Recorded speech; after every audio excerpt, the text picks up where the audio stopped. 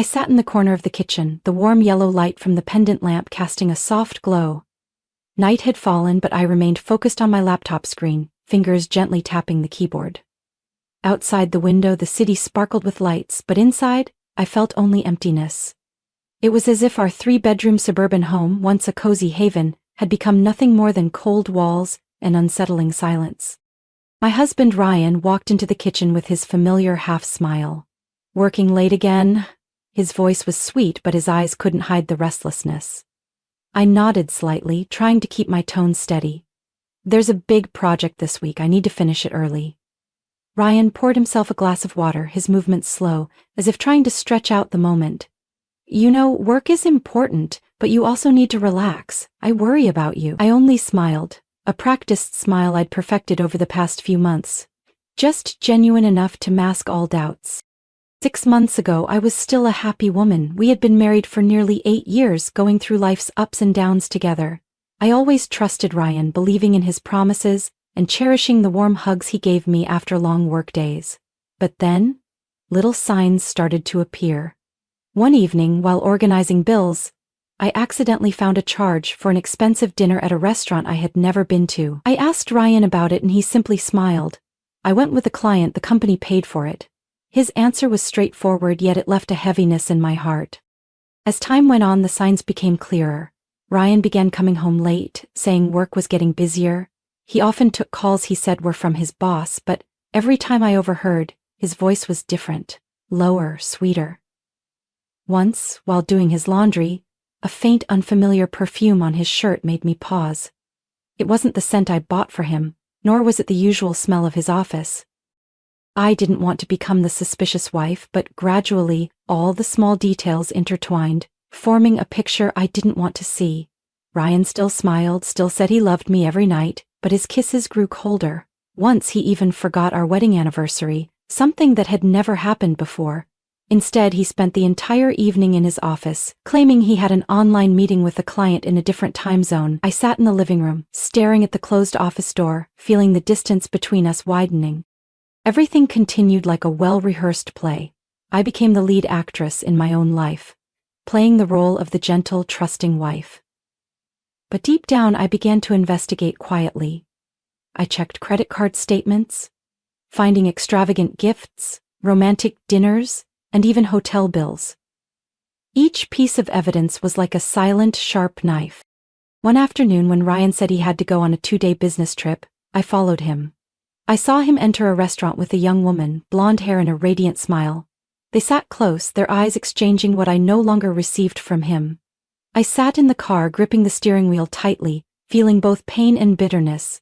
My suspicions were finally confirmed, yet my heart still resisted the truth. I returned home before he did, acting as if nothing had happened. When he walked through the door, I greeted him with the same familiar smile, still asking about his fabricated business trip. Ryan was a great actor, but he didn't know I had become just as skilled in this charade. From that moment on, I knew I couldn't live like this anymore. I needed to do something, not just to protect myself, but to reclaim the justice I deserved. Within me, a plan began to form, each piece quietly falling into place. Ryan thought he was in control, but he had no idea I had already started my own game. I sat on the sofa, gently flipping through the new stack of bills I had just received from the mailbox. The afternoon sun filtered through the window, casting long shadows on the polished wooden floor. Outside, the trees swayed gently in the autumn breeze. Everything around me seemed peaceful, but inside, a storm was brewing. My eyes stopped at a receipt with bold letters. Vehicle deposit, a luxury SUV, valued at nearly $250,000. For a moment, my heart seemed to stop. We had never discussed buying a new car, and it was clear this wasn't a gift for me. I took deep breaths, forcing myself to stay calm. My mind raced through possible explanations. Maybe it was a company car, maybe there was a clerical error. But then, a small voice in my head whispered, "If that's the case, why didn't he say anything to me?" That evening, I sat across from Daniel, my husband, in the open kitchen. He was engrossed in his phone, fingers scrolling rapidly across the screen as if the outside world didn't exist. "I just found a receipt for a new car deposit," I started, keeping my voice as even as possible. Daniel looked up, his eyes briefly showing surprise before his familiar smile appeared. "Oh, that's for work. A client wanted to make an impression, so I just helped them with the paperwork." His voice was calm, natural to the point that, if it were before, I might have believed him, but not this time. His eyes avoided mine and his hands rested on the table with his fingers unconsciously tapping on the glass surface. Those small details did not escape my notice. After dinner, when Daniel went into his office, I remained in the kitchen, clutching my phone tightly. I opened the banking app, checking our joint savings account. My eyes widened as I saw the balance drop significantly. There were numerous withdrawals and transfers, most of which were to places I had never heard of. Large amounts of money flowed into high-end fashion stores, luxury restaurants, and, of course, the car dealership. I tried to piece everything together. Daniel not only bought a car but also used our joint money to cover expenses that clearly had nothing to do with our family. My heart tightened when I realized that all my previous suspicions were not just my imagination. In the following weeks, I began quietly investigating. I went through every receipt, every bank transaction, and researched the places where Daniel had spent money. I even called the car dealership under the guise of needing to verify purchase information.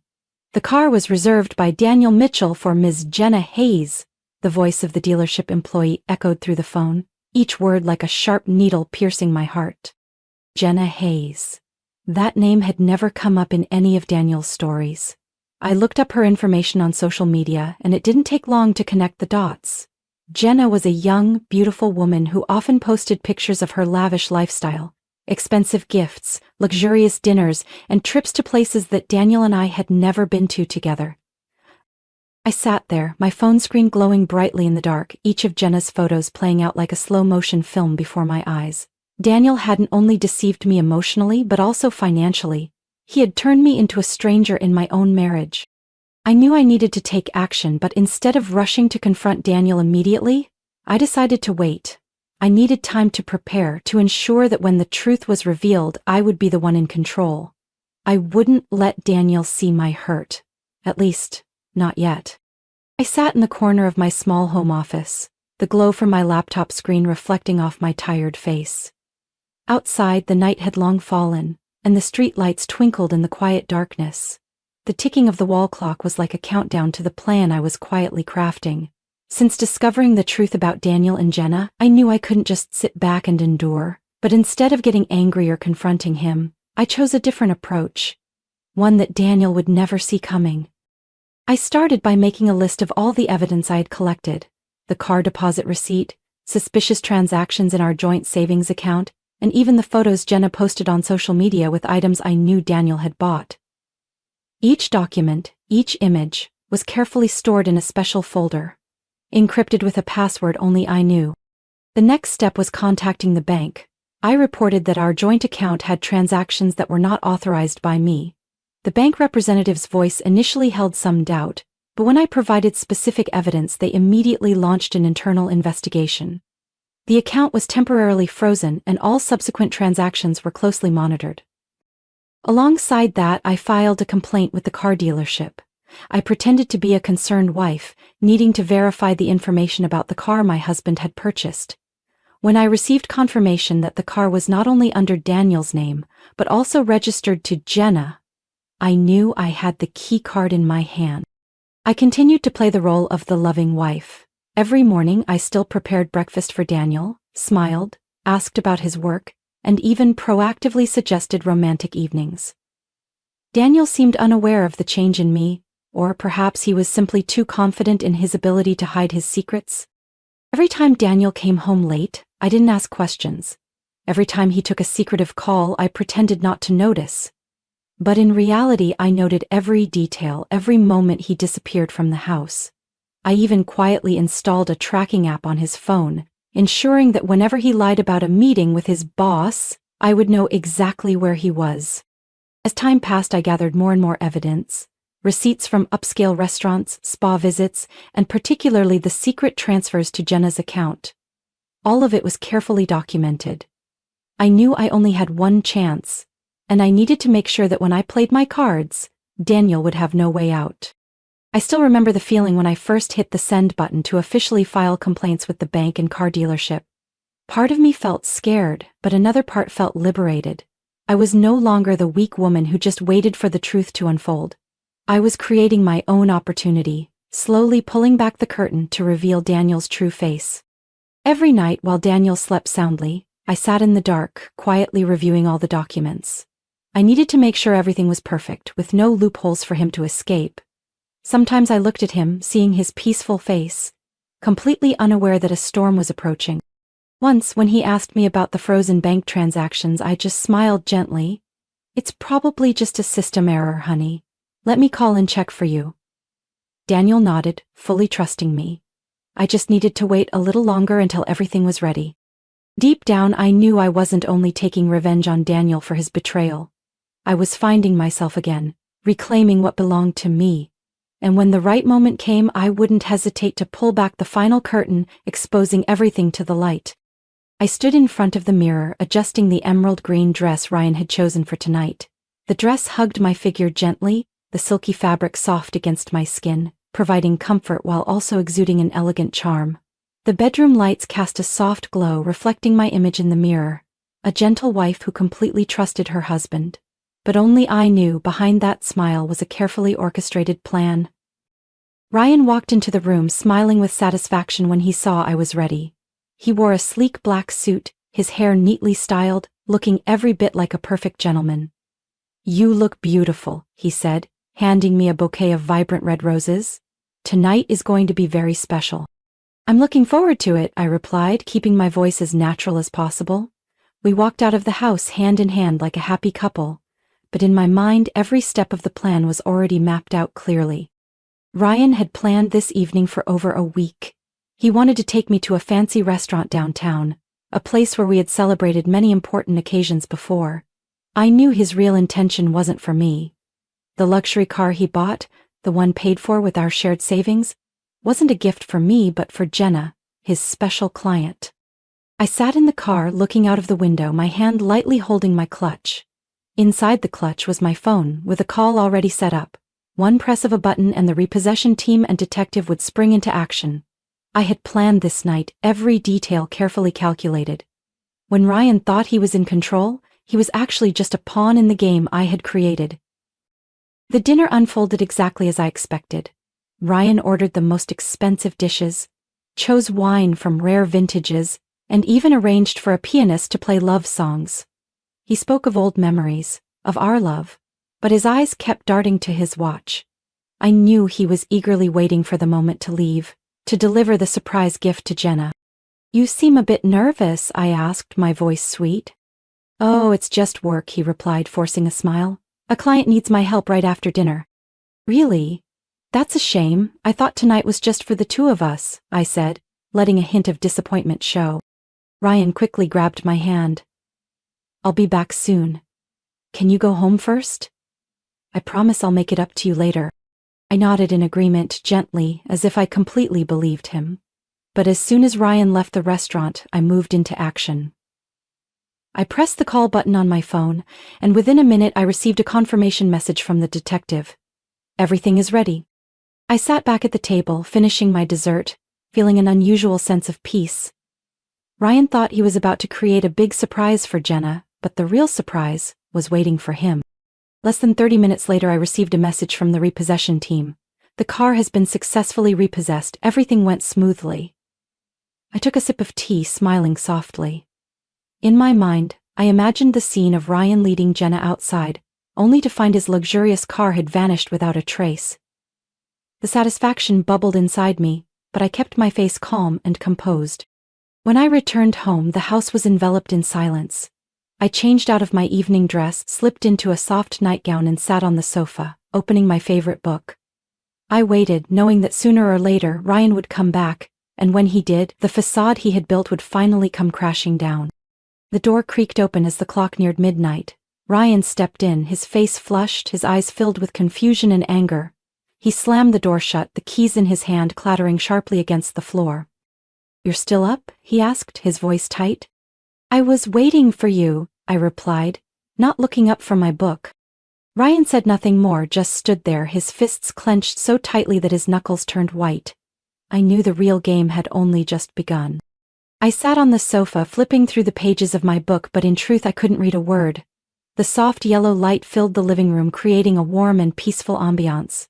However, that peace was only on the surface, as a storm was brewing within me. I had prepared myself for this moment, knowing it would come, but when the door opened and Ryan's figure appeared, my heart still beat faster than usual. Ryan walked into the house, his face pale, beads of sweat glistening on his skin. His expensive dress shirt was wrinkled, his tie hanging loosely around his neck. His eyes darted around the room as if searching for something or perhaps looking for a place to hide. He closed the door so hard the frame rattled, and the keys in his hand fell to the floor, making a sharp, cold sound in the quiet space.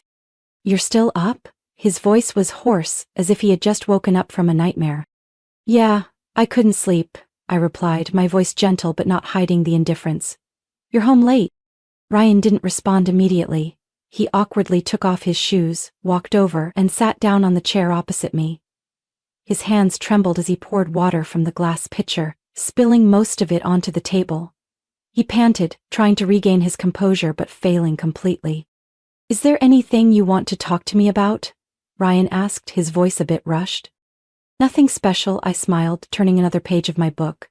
"How about you? You seem to have had a long day." He looked at me, his eyes filled with a mix of suspicion and fear. "Just work issues," Ryan mumbled, but his voice lacked the confidence it usually had. I nodded slightly, not probing further into the story. I knew exactly what had happened, but there was no reason to rush. Everything had just begun. In the following days, Ryan became more unusual. He constantly received phone calls, his voice always soft but tense. Whenever I walked into the room, he would immediately hang up or pretend to be checking emails. One morning, when I woke up, I saw him sitting at the dining table, his head buried in his hands, his phone glowing brightly in front of him. "Are you okay?" I gently asked, pulling out a chair to sit across from him. Ryan jolted, looking up, his eyes bloodshot from lack of sleep. "It's just a little issue with the bank," he said, forcing a smile. "My account is temporarily frozen. They said there were signs of fraud." "Really? The bank is quite sensitive, huh?" I said, my voice filled with fake surprise. "Do you need me to help with anything?" "No," he replied immediately, then hurriedly adjusted his tone. "I mean, I can handle it. It's probably just a mistake." I nodded, stirring my coffee, letting Ryan sink into his own chaos. I knew that not only the bank but also the car dealership was investigating the purchase transaction under Jenna's name. Every corner Ryan tried to cover up was gradually being exposed. When the final door closed behind Ryan, I sat silently in the armchair in the living room, feeling the unusual quiet envelop the house. No more of his hurried footsteps, no more whispered phone calls or sweet lies. It was just me and a vast space full of potential to start over. I slowly stood up, taking deliberate steps around the house I once considered a home. Cold gray walls, the abstract paintings Ryan liked to hang, the stiff black leather sofa, everything seemed to bear his mark, while I felt lost in my own home. But now, everything was different. I would transform this place into my own, a space that truly reflected who I was. I started by thoroughly cleaning up. The old furniture and decorations Ryan had brought in were packed into cardboard boxes. I didn't want to keep anything that reminded me of the past. Each item removed from the house felt like a heavy layer being lifted from my heart. I hired a repair team to repaint the walls, choosing warm and bright tones. The living room became a soft blue, the bedroom a gentle blush pink, and the home office a crisp white, bringing a sense of peace and tranquility. As the house gradually changed its appearance, I felt as if I was being reborn. I began taking better care of myself. Every morning, I dedicated time to yoga on the terrace, breathing in the fresh air and allowing my body to relax. I planted more greenery around the house, small flower pots by the windows, so that whenever the sunlight poured in, the house seemed to burst with new life. One morning, while sipping coffee on the balcony, I opened my phone and scrolled through my contacts. Familiar names appeared, old friends I had gradually drifted away from during my time with Ryan. I realized I had isolated myself for too long, all in the name of keeping my small family intact. I sent a message to Amanda, my best friend from college, whom I hadn't seen in nearly 2 years. Her reply came quickly. "How about meeting this weekend? I miss you so much." Meeting Amanda was like a door opening to a new world for me. We sat at a small cafe on the corner, sharing countless stories. Amanda listened to me talk about what had happened without judgment or pity. "You've become so much stronger, Anna," she said, her eyes full of encouragement. Since that day I gradually reconnected with my old friends. I attended gatherings and joined group exercise sessions every Sunday morning. I felt like I was truly living as myself without having to pretend or hide my emotions. Along with renovating my home and rebuilding my social life, I also returned to work. I had been a graphic designer, but because of Ryan, I had put my career on hold to focus on our family. Now I set up a small home office and started taking on freelance projects. The feeling of working again, of being creative and contributing, made me feel like I had rediscovered my life's purpose. Every morning I sat at my desk, soft sunlight streaming through the window, my laptop open with unfinished designs.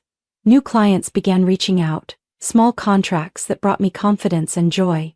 Gradually my bank account started to grow. Not significantly, but enough for me to feel like I was heading in the right direction. I realized that life didn't have to be perfect. The cracks in my past didn't make me weaker, instead they were marks that helped me become stronger and more mature. My new home with its bright colors, my passionate work, and my genuine friends helped me find myself again. Now when I look in the mirror, I see a different woman, not the wife who always tried to please her husband, but a confident Anna who knew how to love herself and was ready to embrace all the good things life had to offer. I sat in the wicker chair on the balcony, holding a hot cup of tea, the steam carrying the gentle scent of jasmine. The suburban morning was so peaceful, with birds chirping and leaves rustling in the light breeze. The fresh air swept through every nook, blowing away the remaining worries in my heart. For the first time in months, I truly felt a sense of relief. Since the day Ryan left this house, everything gradually returned to the path I had once dreamed of. The police and financial investigators quickly took action after I provided all the evidence of his financial misconduct. Calls from the bank, the car dealership, and the authorities became a regular occurrence for him. But now, I no longer had to worry or think about them. Each investigation update I received, I simply read and then deleted, as if erasing a page of an unworthy path.